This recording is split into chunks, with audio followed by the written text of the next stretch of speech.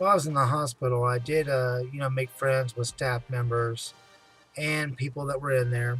And luckily, I was able to find some on Facebook and added them. When you're around people that long, even though it's a difficult place to be in, you gain a bond with those people. And there isn't a day that goes by that I don't think about them. I guess no matter what situation you're in, if I end up in jail, let's say, and I became friends with people, then I'd have a bond with these people. Thank God I never had to experience that. The people that were in the hospital with me were not there because they were mentally like fucked up. I mean, they did have illnesses, but they weren't. None of them were schizophrenic. Like for example, there were bipolar and other kind of disorders. Um, they were nice people, and the staff members, well, some of them were abusive, and some of them were kind. I did the best I could with the situation I was in. I constantly wanted out, but I kept screwing up because I kept thinking that if I act up, that they'll release me. Unfortunately, no. They will actually punish you and keep you longer. So in reality, I screwed myself because if I had went along with the system, I could have probably been released early. Even though they were making like $1,000 a month that we were there, somebody had stole the papers, and we got to find out how much it costs for us to be there. But the staff brought up an important point, and that is, if we got rid of you, we'd just get somebody else, and we'd still get the money. So they were right. But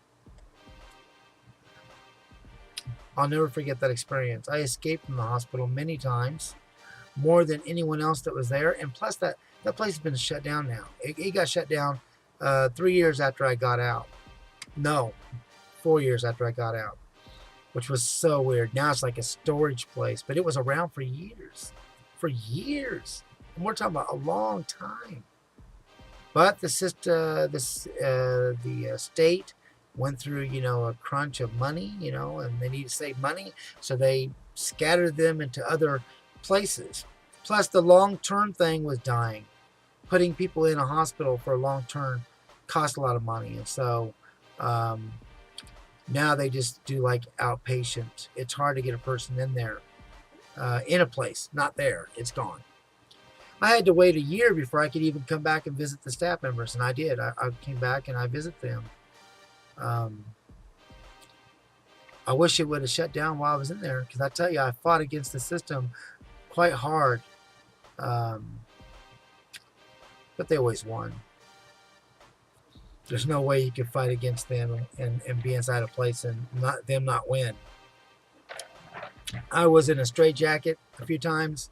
I've been strapped down to a bed for hours on end. Oh my God, that was terrible. Those were the worst. But I wanted out so bad. You can understand that, right? I was in there only because I tried to commit suicide. The rest of the stuff was because I wanted out so badly. I wanted to go home. And each month that passed by, the bond that I had with my family started to go away. And I do believe that that's a big part of why things are the way they are now. When I got out of the hospital, I changed completely. I didn't do anything anymore. I was respectful, told the truth all the time. I decided to do that. And I made up for everything I did bad. I did. And that bad only lasted 1 week. 1 week, then try to commit suicide, go to the hospital. And then the rest of the time I spent trying to repair things.